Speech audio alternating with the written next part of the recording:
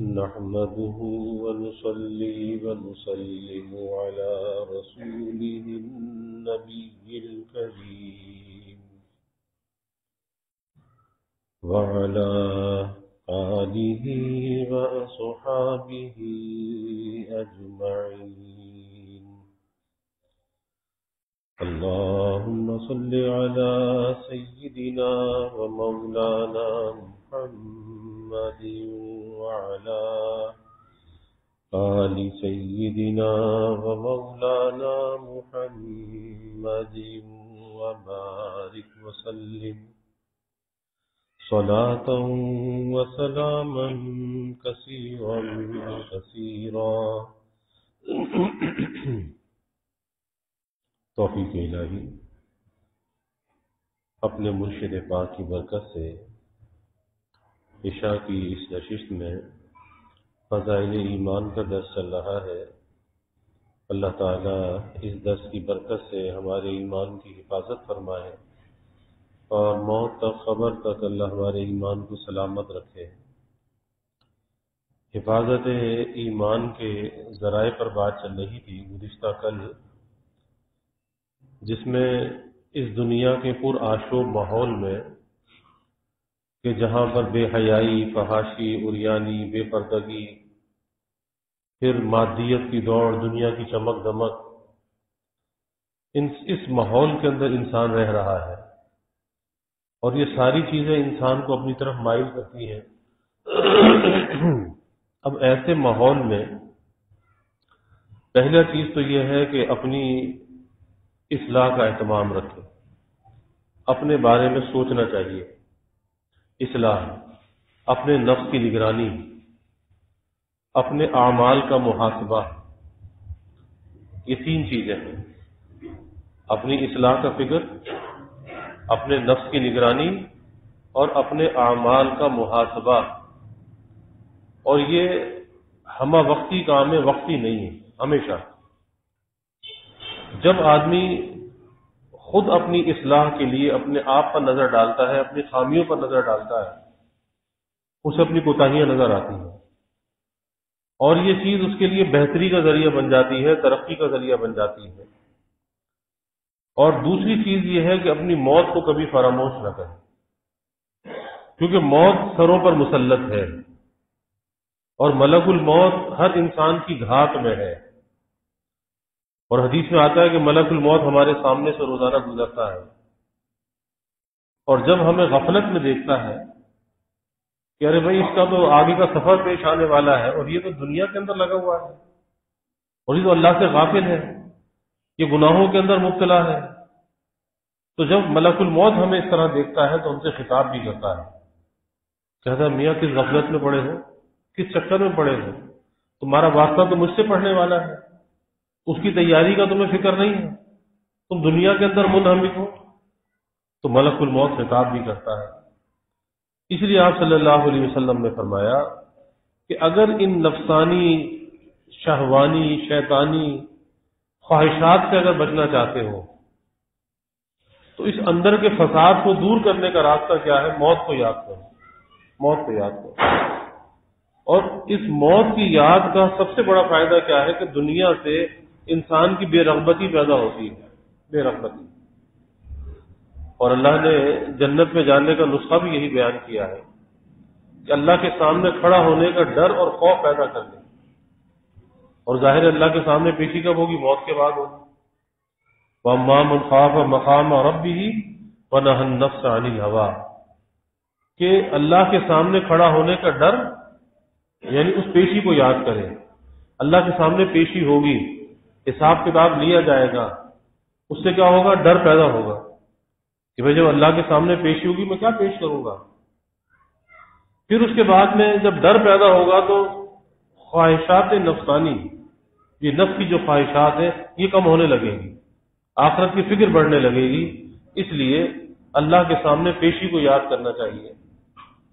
تو آپ نے فرمایا کہ لذتوں کو توڑنے والی چیز موت کو کثرت سے یاد کرو. اور موت کی یاد یہ نہیں ہے کہ آدمی کو تسبیح لے کر کہے موت موت موت، یہ موت کی یاد نہیں.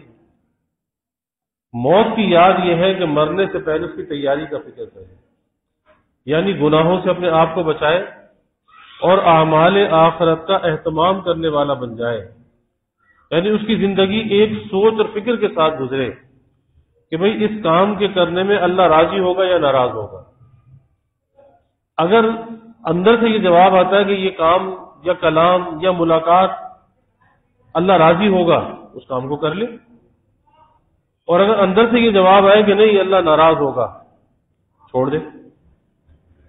پھر بعض کام ایسے ہوں گے کہ جس میں انسان کو تذبذب ہوگا کہ یہ صحیح ہے یا غلط ہے، مشتبہ، اب وہاں پر علماء سے پوچھ لے کہ میں نے یہ کام کرنا چاہیے یا نہیں کرنا چاہیے، جو علماء اسے رائے دیں اس کے مطابق اس کام کو کر لے۔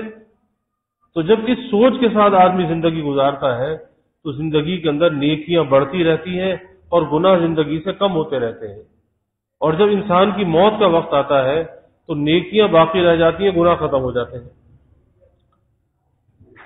مفکر اسلام حضرت مولانا سید ابو الحسن علی ندوی رحمۃ اللہ علیہ، جن کی پرسوز دعوت سے اللہ تعالی نے عرب و عجم اور مشرق و مغرب میں سوئی ہوئی انسانیت کو جگایا، یعنی اللہ نے بہت بڑا درجہ اور مقام عطا فرمایا تھا اس بر صغیر کے خطے میں بھی، اور اسی طرح سے عرب دنیا میں اور دیگر ممالک میں، یورپ میں، امریکہ میں اللہ نے بڑی قبولیت سے نوازا تھا۔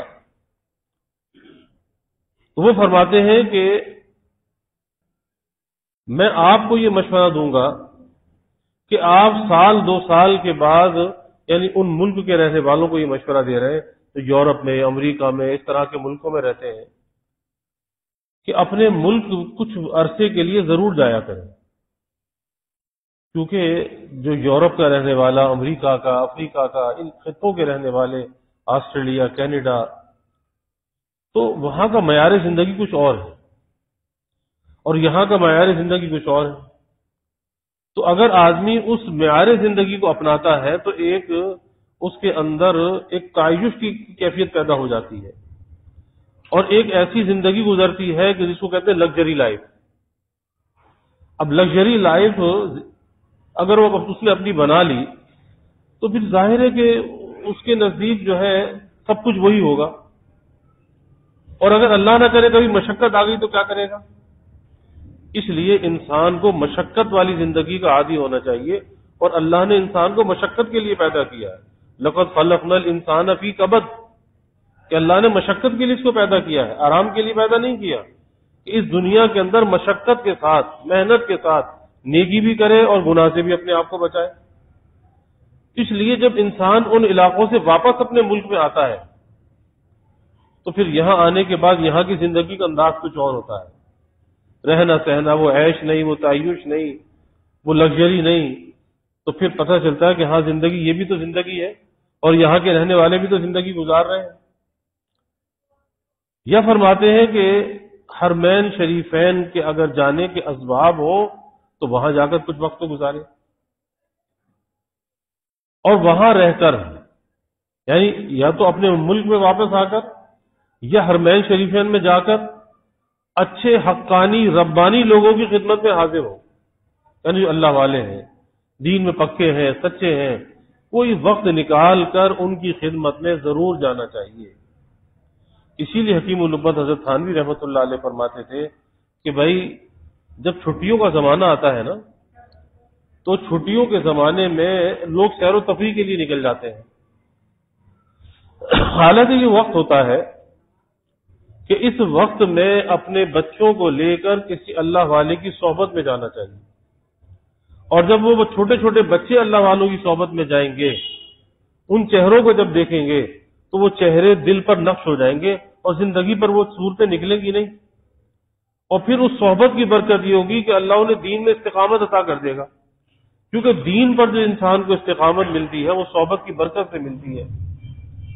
اس لیے فرماتے ہیں کہ اچھے اور حقانی اور ربانی لوگوں کی خدمت میں حاضر ہو، اور ایسے لوگوں کی خدمت میں حاضر ہو جو بے غرض ہے، بے لوث، بے غرض، یعنی وہ کسی دنیا کے لیے، کسی کمانے کے لیے یا دنیا داری کے لیے نہیں بیٹھے، اللہ کی مخلوق کی جو خدمت کر رہے ہیں وہ فی سبیل اللہ کر رہے ہیں، اس کا کوئی معاوضہ نہیں ہے۔ اور یہ ہمارے اس خطے کے اندر ہماری خوش قسمتی ہے کہ آپ کسی عالم کے پاس چلے جائیں، کسی اللہ والے کے پاس چلے جائیں، اپنا کوئی مسئلہ بیان کریں، اپنے کی پریشانی کو بیان کریں، آپ کو وقت بھی دیتے ہیں، آپ کی رہنمائی بھی کرتے ہیں، لیکن فیس کوئی نہیں ہے۔ ذرا کسی ڈاکٹر کے پاس تو جاؤ، وہ ملاقات بعد میں کرتا ہے، پہلے فیس لے لیتا ہے۔ کسی وکیل کے پاس آپ جاؤ کہ وہ فیس پہلے لیتا ہے، ملاقات بعد میں کرتا ہے۔ کسی انجینئر کے پاس، آرکیٹیکٹ کے پاس جاؤ، پہلے کہتے ہیں کہ ہاں مشورے کی اتنی فیس ہوگی، پھر اس کے بعد آگے جو کام ہوگا اس کے چارجز الگ ہوں گے۔ لیکن یہ اس خطے کے اندر اللہ نے ایسے لوگوں کو رکھا ہے، علماء اکرام، اہل اللہ، کہ جس وقت چاہے ان کے پاس آپ چلے جائیں، ان کی طرف سے رہنمائی بھی ملتی ہے، دعائیں بھی ملتی ہیں، لیکن اس کا کوئی معاوضہ نہیں۔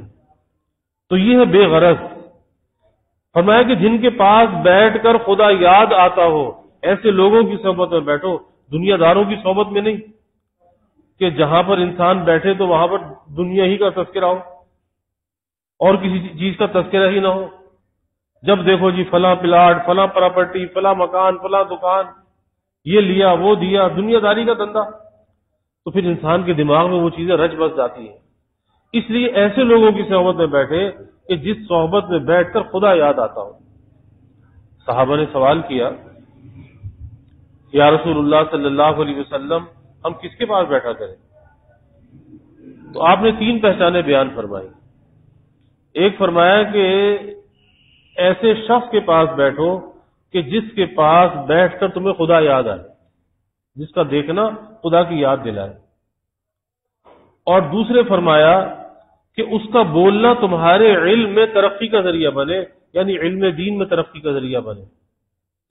اور تیسری پہچان یہ بیان فرمائی کہ اس کی صحبت میں بیٹھنے سے یہ اثر ہو، یہ تاثیر ہو کہ دنیا سے دل سرد ہونے لگے، آخرت کے فکر پیدا ہونے لگے، اعمال کا اہتمام بڑھنے لگے اور گناہ ترک ہونے لگے، تو سمجھ لو کہ ایسے کی صحبت نافع ہے، پھر ایسے کی صحبت کو مضبوطی سے پکڑ لو۔ تو فرمایا ایسے کی صحبت میں بیٹھو کہ جس میں خدا یاد آتا ہو، اور ان سے ملاقات کریں یا کسی دینی ماحول میں تھوڑا وقت گزاریں۔ اگر یہیں رہیں گے تو تعلق باللہ اور ایمانی کیفیات کا سرمایہ خرچ ہوتا جائے گا۔ اور آگے مثال وہی عجیب مثال تھی، جیسے کہ بیٹری برابر استعمال میں رہے تو اس کا مسالہ ختم ہو جاتا ہے۔ اور اب تو یہ موبائل فون ہر ایک جیب کے اندر موجود ہے کہ اگر اس موبائل فون کو چارج نہ کرے، اور لوگوں کو چارج کا بڑا فکر ہوتا ہے کہ بعضے تو جیب میں چارجر رکھ کے گھوم رہے ہوتے ہیں، کہ مسجد میں بھی آتے ہیں تو چارجر لگا کے اور موبائل پکڑ کے بیٹھ جاتے ہیں، کیونکہ بیٹری جو ہے کہ فلیٹ نہ ہو جائے، بیٹری ختم نہ ہو جائے، تو اس کی چارجنگ کا برابر فکر رہتا ہے کہ رات کو چارجنگ پہ لگاتے ہیں تاکہ کل کا دن جو ہے وہ موبائل فل چارج ہونا چاہیے۔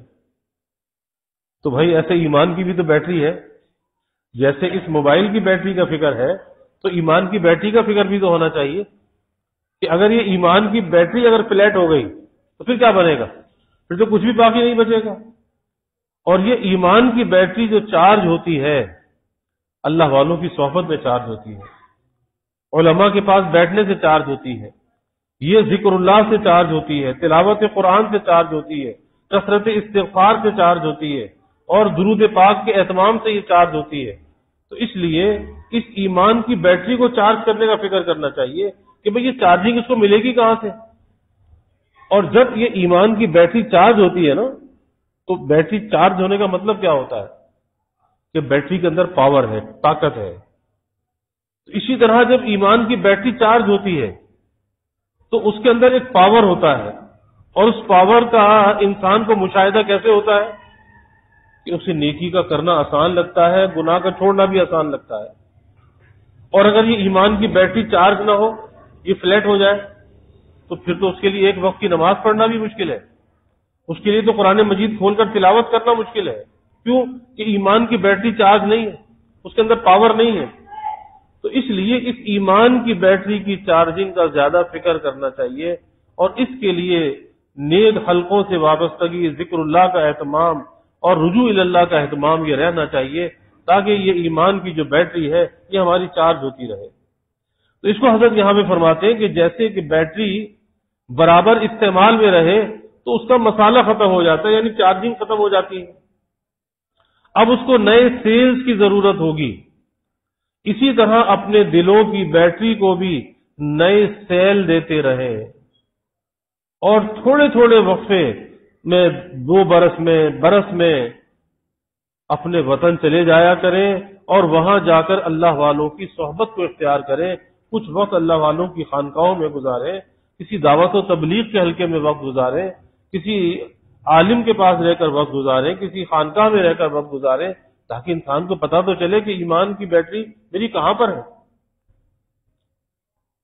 فرمایا کہ ہم نے دیکھا ہے کہ جو لوگ اپنے ملک سے تعلق رکھتے ہیں ان میں کچھ اور بات ہوتی ہے، اور وہاں سے جو لوگ منقطع ہو گئے ان میں وہ بات باقی نہیں رہی۔ یعنی اپنے وطن کی جو مٹی ہے نا، اس سے انسان کو محبت ہوتی ہے، اور حدیث میں بھی آتا ہے حب الوطن من الایمان، کہ وطن کی جو محبت ہے یہ بھی ایمان کا حصہ ہے۔ تو اس لیے باہر کی دنیا میں جانے کے بعد اپنے وطن سے غافل نہیں ہونا چاہیے، گاہے گاہے اپنے وطن جانا چاہیے، گاہے گاہے اپنے بڑوں کی قبروں پر حاضری دینی چاہیے، اپنی پرانی نشانیوں کو دیکھنا چاہیے، اور اپنے دیگر خاندان رشتہ دار ان کے ساتھ ایک تعلق اور جوڑ رکھنا چاہیے، تاکہ ایسا نہ ہو کہ آئندہ آنے والی نسلوں کے اندر ایک اجنبیت پیدا ہو جائے، انہیں پتہ ہی نہ ہو کہ ہمارا حسب نسب کیا ہے، کہاں کے رہنے والے، ہمارے اعزہ اقربا رشتہ دار کہاں پر ہے، کچھ معلوم ہی نہ ہو۔ اس لیے اس جوڑ کو باقی رکھنا چاہیے۔ فرمایا کہ جو لوگ اپنے وطن کے ماحول سے کٹ گئے، اب انہیں معلوم نہیں کہ دین کا معیار کیا ہے اور کیا کیفیات ہے، محض خانہ پوری ہوتی ہے، نماز کی جگہ نماز، روزے کی جگہ روزہ، کوئی چیز کم نہیں، یہاں بھی کرتے ہیں، مگر ان کو یہ اندازہ نہیں ہوتا کہ اس میں کتنا خول پیدا ہو گیا، اس کے اندر کتنا بھراؤ ہے، یعنی اس ماحول میں رہ کر انسان کے اندر اس کا کتنا خلا پیدا ہو جاتا ہے، اور جب اپنے وطن جاتا ہے وہ خلا جو ہے اللہ کے ذکر سے، نیک صحبت سے، اور وہ چیزیں بھرنے لگتی ہیں۔ اور اللہ کے مقبول بندوں کا کیا حال ہے، کیسی ان کی نمازیں ہوتی ہیں، یعنی دینداری کے معاملے میں جب اپنے سے اوپر والوں کو دیکھے گا تو جب اندازہ ہوگا نا کہ بھئی میری کیا دینداری ہے، میری کیا نماز ہے، اور اگر اپنے سے بڑوں کو نہیں دیکھے گا تو سمجھے گا کہ میرا روزہ بھی صحیح، میری نماز بھی صحیح، میری ہر چیز صحیح ہے، مجھے کسی کی اصلاح و درستی کی کیا ضرورت ہے۔ اس لیے جب کسی بڑے کے پاس جاتا ہے تو اندازہ ہوتا ہے کہ ہاں بھئی میری نماز کے اندر یہ خرابی ہے، یہ کوتاہی ہے، یہ کمی ہے، میری عادات کے اندر، میرے اخلاق کے اندر، میری عبادات میں، میرے نماز روزے کے اندر۔ اور پھر جب انسان کو اپنی غلطیوں کا احساس ہوتا ہے تو پھر اس کی اصلاح کا بھی فکر کرتا ہے۔ تو فرمایا کہ جب اللہ کے مقبول بندوں کے پاس جائے گا پھر ان کو جب دیکھے گا تو پتہ چلے گا کہ اللہ کے مقبول بندوں کا کیا حال ہے، کیسی ان کی نمازیں، کیسی ان کی عبادتیں، اور کیا ان کا ذوق ہے۔ اصل چیز یہ ہے کہ اللہ والوں کی صحبت میں انسان کا ذوق بنتا ہے، اور ذوق کا مطلب یہ ہوتا ہے کہ اس کا جو ایک اندر کا جو رخ قبلہ ہے نا، وہ رخ قبلہ صحیح ہو جاتا ہے، اس کی سمت، اس کی ڈائریکشن جو ہے نا وہ صحیح ہو جاتی ہے، اور اس کے بعد سے اس کے لیے نیکیوں کا کرنا آسان ہو جاتا ہے، کیونکہ جس اپنے بڑے کو وہ دیکھتا ہے پھر وہی عادات و اطوار، وہی اخلاق، اس کے اندر بھی وہ چیزیں منتقل ہونے لگتی ہیں۔ انسان کی طبیعت میں غیر ارادی طور پر اور غیر اختیاری طور پر اس کے اندر تبدیلی آنے لگتی ہے، اس کے مزاج کے اندر تبدیلی آتی ہے، اس کی گفتار کے اندر تبدیلی آتی ہے، اور اس کو انسان محسوس کرتا ہے، اور یہ چیز بغیر اللہ والوں کی صحبت کے حاصل نہیں ہوتی۔ تو ہمیں یہ پتہ چلتا ہے کہ ان کا ذوق کیا ہے۔ دینی ماحول کو پاور ہاؤس سمجھنا چاہیے، دینی ماحول کو پاور ہاؤس سمجھنا چاہیے۔ اللہ والے کیا ہیں؟ یہ اللہ والے پاور ہاؤس ہیں، کہ جیسے یہ بجلی جو چل رہی ہے اور ان لائنوں کے اندر جو کرنٹ دوڑ رہا ہے، تو کیا یہ اس بلب کا، اس کا تو کمال نہیں ہے نا، یہ کہیں پیچھے پاور ہاؤس سے یہ سب کچھ آ رہا ہے، اور اگر پاور ہاؤس سے اس کا رابطہ منقطع کر دیا جائے تو کیا ہوگا؟ بلیک آؤٹ ہو جائے گا، اندھیرا ہو جائے گا۔ تو پتہ یہ چلا کہ پاور ہاؤس سے جڑا رہنا یہ لازمی ہے، اس کے بغیر روشنیاں نہیں ہوتی۔ اسی طرح اللہ والے جو ہوتے ہیں، اہل اللہ، یہ روحانیت کا پاور ہاؤس ہوتے ہیں، جو اس پاور ہاؤس کے ساتھ اپنے کنیکشن کو جوڑ لیتا ہے. اور یہ کنیکشن ایسے ہی نہیں ہوتا، کیونکہ یہ کنیکشن ایسا ہے کہ جیسے محدثین کا کنیکشن ہے اور مشائخ کا کنیکشن ہے کہ اس محدث سے لے کر جو حدیث پڑھا رہا ہے، پھر اس کا استاد، پھر اس کے استاد، پھر اس کے استاد، اور یہ سلسلہ جاتا ہے حضور نبی کریم صلی اللہ علیہ وسلم تک. اس کا پورا شجرہ نسب ہوتا ہے. اسی طرح مشائخ کا شجرہ نسب ہے کہ جو شیخ بیٹھا ہے اس کا تعلق اپنے شیخ کے ساتھ ہے، ان کا تعلق اپنے شیخ کے ساتھ ہے. اس طرح یہ سلسلہ آگے بڑھتا ہے اور یہ سلسلہ بڑھتے بڑھتے حضرت علی رضی اللہ تعالی عنہ تک پہنچتا ہے، امام حسن بصری تک پہنچتا ہے، وہاں سے حضرت علی رضی اللہ عنہ تک پہنچتا ہے، اور وہاں سے حضور نبی کریم صلی اللہ علیہ وسلم تک پہنچتا ہے. تو یہ کڑی سے کڑی ملی ہوئی ہے. تو اس لیے یہ روحانیت کے پاور ہاؤس ہے. اب اس پاور ہاؤس کے ساتھ جو کنیکشن کو جوڑ لے گا تو اس کی خیر، اس کی برکت، اس کی روحانیت، اس کی نورانیت اس کے اندر منتقل ہونے لگے گی. جیسے اس بلب کا جو کنیکشن ہے وہ پاور ہاؤس کے ساتھ ہے تو یہ روشن ہے، اور اگر اس کے کنیکشن کو کاٹ دیا جائے تو اس کا کنیکشن اس کی روشنی ختم ہو جائے گی. تو روشنی اس کی ذاتی نہیں ہے، یہ پاور ہاؤس سے جڑا ہوا ہے تو اس کے اندر روشنی ہے. اسی طرح سے شیخ عبدالعزیز دباغ رحمۃ اللہ علیہ بہت بڑے اولیاء امت میں سے گزرے ہیں اور بڑے صاحب کشف و کرامات بزرگوں میں سے تھے. تو ایک مرتبہ انہوں نے اپنی مجلس میں بیان کیا، کہا کہ جتنی بھی حضور صلی اللہ علیہ وسلم کی امت ہے تو ان سب کے دلوں کا جو کنیکشن ہے وہ رسول اللہ صلی اللہ علیہ وسلم کے قلب اطہر سے جڑا ہوا ہے. اور فرمایا کہ وہ دھاگوں کی شکل میں جڑا ہوا ہے. دھاگے کا ایک سرا یہاں ہے تو ایک سرا وہاں ہے، اس طرح یہ کنیکشن جڑا ہوا ہے. اب بعض معترض بھی ہوتے ہیں، اعتراض کرنے والے. حالانکہ کوئی بات اگر اللہ والوں کی سمجھ میں نہ آئے تو اعتراض نہیں کرنا چاہیے. اپنی عقل کا نقص، اپنی فہم کا نقص سمجھنا چاہیے. میری عقل ہی ایسی، میری عقل میں یہ بات نہیں آ رہی، لیکن اعتراض نہیں کرنا چاہیے. تو اس مجلس میں کوئی دو عالم بھی بیٹھے تھے. انہوں نے کہا کہ حضرت یہ بات تو سمجھ میں نہیں آ رہی، آپ نے عجیب بات کہی کہ حضور صلی اللہ علیہ وسلم کے قلب اطہر سے، دھاگوں سے یہ کنیکشن ساری امت کے جڑے ہوئے ہیں، تو یہ کیسے ہو سکتا ہے؟ تو شیخ نے کہا کہ اچھا پھر تمہارے دھاگے کاٹ دوں؟ کہا جی ٹھیک ہے کاٹ دو. شیخ نے کہا کاٹ دیے. اگلا دن جب صبح ہوا تو دونوں مرتد ہو چکے. تو اس لیے یہ ایسے روحانیت کے پاور ہاؤس ہیں، اس کے ساتھ انسان اگر جڑ جاتا ہے تو انسان کا ایمان بچ جاتا ہے، ایمان محفوظ ہو جاتا ہے. روحانیت کے اندر، ایمانیت کے اندر انسان ترقی کرتا ہے. فرماتے ہیں کہ ہندوستان، پاکستان میں اب بھی خدا کے فضل سے دینی ماحول ہے، اور وہاں ایسے لوگ ہیں کہ جن کے پاس بیٹھنے سے دل کا زنگ چھوٹتا ہے. یہ دل کا جو زنگ ہے نا، اس زنگ کی صفائی ہوتی ہے. یہ بات میں تجربے کی بتلا رہا ہوں. حجاز مقدس میں بھی اس کا تجربہ ہوا، جہاں میں برابر جاتا رہتا ہوں. وہاں میں نے دیکھا کہ جن خاندانوں نے ہندوستان سے تعلق رکھا وہ ان خاندانوں سے بہتر تھے جنہوں نے حجازی تمدن کو اختیار کر لیا. یعنی بہت سے لوگ ہیں جو سعودی عرب ہجرت کر کے چلے گئے، اب جنہوں نے وہاں جا کر اپنے وطن سے تعلق رکھا ان کی دینی حالت کچھ اور جنہوں نے وہاں کے کلچر کو اپنا لیا ان کی دینی حالت میں تنزل آ گیا. فرماتے ہیں کہ ظاہر ہے کہ حرمین شریفین تو اصل مرکز ہیں اسلام کے، لیکن وہاں بھی مغربی تہذیب کے اثرات پہنچ رہے ہیں. اور اب تو بڑا افسوس ہے کہ وہاں پر جس طریقے سے سینما بن رہے ہیں، ناچ گانے کے اڈے بن رہے ہیں، اور یہ ساری چیزیں، شراب خانے کھل رہے ہیں. اب وہ حجاز مقدس کی جو ایک تقدس تھا، اب وہاں کی حکومتیں خود اس کو پامال کر رہی ہیں. اللہ سے پناہ مانگنی چاہیے کہ پہلے کوئی غیر مسلم جو ہے وہ حدود حرم میں داخل نہیں ہو سکتا تھا، اور مکہ مکرمہ کی حدود سے پہلے بھی لکھا ہوتا تھا کہ یہاں پر غیر مسلم کا داخلہ ممنوع ہے. مدینہ منورہ کی حدود پر بھی لکھا ہوتا تھا کہ غیر مسلم کا داخلہ ممنوع ہے.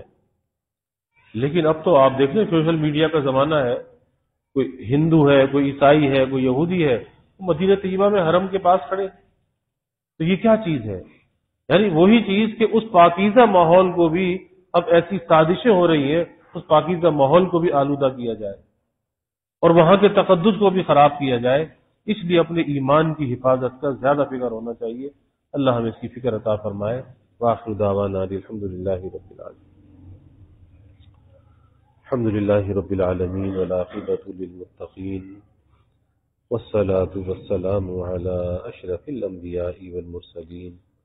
اللهم صل على سيدنا ومولانا محمد وعلى آل سيدنا ومولانا محمد وبارك وسلم. ربنا آتنا في الدنيا حسنة وفي الآخرة حسنة وقنا عذاب النار. ربنا أتمم لنا نورنا واغفر لنا إنك على كل شيء قدير. اللهم ارزقنا حبك وحب حبيبك صلى الله عليه وسلم. اللهم ارزقنا شهادة في سبيلك واجعل موتنا ببلد رسولك. یا اللہ یا رحمان یا رحیم یا کریم یا ارحم الراحمین یا اکرم الاکرمین. یا اللہ ہمارے گناہوں کو معاف فرما. یا اللہ ہماری خطایا سے درگزر فرما. یا اللہ اپنی محبت معرفت عطا فرما. اپنی رضا والی زندگی یا اللہ نصیب فرما. رضا والے کاموں کی یا اللہ توفیق عطا فرما. اپنی مرضیات پہ چلنا آسان فرما. نامرضیات سے ہماری حفاظت فرما. یا اللہ ذکر و فکر والی حیات طیبہ نصیب فرما. اپنا دھن اور دھیان نصیب فرما. اپنی ذات عالی کا استحضار یا اللہ ہمیں نصیب فرما. یا اللہ نیک صحبتوں کا اہتمام کرنے والا بنا. یا اللہ نیک صحبتوں سے، اہل اللہ سے، علماء سے یا اللہ سچی وابستگی ہمیں نصیب فرما. یا اللہ اس پر آشوب ماحول میں، پر فتن زمانے میں اے اللہ ہماری نسلوں کے ایمانوں کی حفاظت فرما. یا اللہ یہ ایمان کی جو نعمت آپ نے عطا فرمائی، اے اللہ اس ایمان کو سلامتی کے ساتھ اے اللہ دنیا کی آلودگی سے بچا کر اپنی قبر تک لے جائیں. اے اللہ تو اس میں ہمیں کامیاب فرما. اے اللہ تو اس میں ہمیں کامیاب فرما. یا اللہ آپ کی مدد کے بغیر ہم کچھ نہیں کر سکتے. اے میرے مولا تو ہماری مدد فرما. یا اللہ تو مدد فرما. اپنی مدد کو، نصرت کو ہمارے شامل حال فرما. بے یار و مددگار نہ فرما. یا اللہ حفاظت ایمان کے جو بھی ذرائع ہیں یا اللہ اسے اختیار کرنے کی ہمیں توفیق عطا فرما. یا اللہ نیک صحبتوں کا اہتمام کرنے والا بنا. نیک صحبت کی رغبت دلوں میں پیدا فرما. بری صحبت کی نفرت دلوں میں پیدا فرما. بری صحبتوں سے یا اللہ بچنے والا بنا. یا اللہ ہمارے گھروں کے ماحول کو جنت کا نمونہ بنا. یا اللہ ذکر سے، فکر سے ہمارے دلوں کو آباد فرما. ہمارے گھروں کو آباد فرما. یا اللہ ناجائز تعلقات سے، ناجائز محبتوں سے یا اللہ دنیا مردار کی محبت سے ہمارے دلوں کو خالی فرما. اپنی یاد سے، اپنی محبت سے ہمارے دلوں کو آباد فرما. یا اللہ ظاہری باطنی ہر قسمی ترقیات عطا فرما. سب کے علم میں، عمل میں، رزق میں یا اللہ خوب خیر و برکت فرما. ابواب رزق یا اللہ کشادہ فرما. رزق حلال عطا فرما. آسان عطا فرما. برکت والا عطا فرما. یا اللہ کبھی کسی کو مخلوق کا محتاج نہ بنا. اولاد کا محتاج نہ بنا. استاق فجار کا دستے نگر نہ بنا. ہمیشہ اپنے در کا سائل اور بھکاری بنا. اپنے در کا منگتا اور سوالی بنا. اپنے غیر سے ہماری امیدوں کو قطع فرما. اپنی ذات عالی کا یقین ہمارے دلوں میں پیدا فرما. یا اللہ ہر امید کو تیری ذات سے وابستہ کرنے والا بنا. یا اللہ ایمان کی ترقی، اعضاء کی سلامتی عطا فرما. ہر محتاجی سے، معذوری سے ہماری حفاظت فرما. یا اللہ ہمارے ملک پر اپنی رحمتوں کا نزول فرما. اس ملک کو امن کا، سلامتی کا گہوارہ بنا. یا اللہ ہر قسمی بد امنی، بے چینی، بے سکونی کو دور فرما. یا اللہ اس ملک میں مستحکم حکومت کا قیام یا اللہ اس کو عمل میں لائی. یا اللہ ایسے لوگوں کا یا اللہ انتخاب فرما اس ملک کے ہمدرد ہوں، مخلص ہوں۔ اے اللہ اس الیکشن کو مستحکم حکومت کا ذریعہ بنا، معاشی ترقی کا ذریعہ بنا، عوام کی خوشحالی کا یا اللہ ذریعہ بنا۔ یا اللہ اس ملک میں معاشی، معاشرتی، اخلاقی، سیاسی، یا اللہ دفاعی، نظریاتی استحکام عطا فرما۔ یا اللہ سب کے جان و مال کی حفاظت فرما، عزت آبرو کی حفاظت فرما، گھر بار کی حفاظت فرما، آل اولاد کی یا اللہ حفاظت فرما۔ یا اللہ مہنگائی کے، گرانی کے عذاب سے نجات عطا فرما، سب کے گزر بسر کو یا اللہ آسان فرما، سب کے سفید پوشی کے بھرم کو قائم فرما، کسی کو مخلوق کے آگے رسوا نہ فرما، مخلوق کے آگے سوال کی ذلت سے بچا، عزت آبرو والی زندگی عطا فرما، ستاری والی زندگی عطا فرما۔ یا اللہ سب کی اولادوں کو نیک صالح بنا، آنکھوں کی ٹھنڈک بنا، والدین کے لیے راحت کا ذریعہ بنا، والدین کو اولاد کی خوشیاں دیکھنا نصیب فرما۔ یا اللہ ہماری اس مسجد کی توسیع و تعمیر کے مرحلے کو آسان فرما، دار القرآن کا قیام آسان فرما۔ یا اللہ اسے مرکز ہدایت بنا، یہاں سے دین کے، قرآن کے فیضان کو سارے عالم میں جاری و ساری فرما۔ یا اللہ اس کی ہر ضرورت کو از غیب پورا فرما، اپنے مخلص بندوں کے قلوب کو متوجہ فرما۔ اے اللہ جو رقم ادا کرنی ہے اس کی ادائیگی کا غیب سے انتظام فرما۔ یا اللہ جو بھی اس کے معاونین ہیں، خادمین ہیں، جس نوع سے بھی تعاون کرنے والے، خدمت کرنے والے، انہیں دنیا آخرت میں یا اللہ اس کا صلہ عطا فرما، دارین کی بھلائیاں عطا فرما۔ یا اللہ جو ہم نے مانگا وہ بھی عطا فرما، جو نہ مانگ سکے وہ بھی عطا فرما، ہمیشہ اپنے سے مانگنے والا بنا، ہمیشہ ہماری دعاؤں کو قبول فرما، اپنی بارگاہ میں مستجاب الدعوات بنا۔ ربنا تقبل منا انك انت السميع العليم وتب علينا انك انت التواب الرحيم وجزى الله عنا محمدا صلى الله عليه وسلم ما هو آله وصلى الله تعالى وسلم على النبي الكريم آمين برحمتك يا ارحم الراحمين۔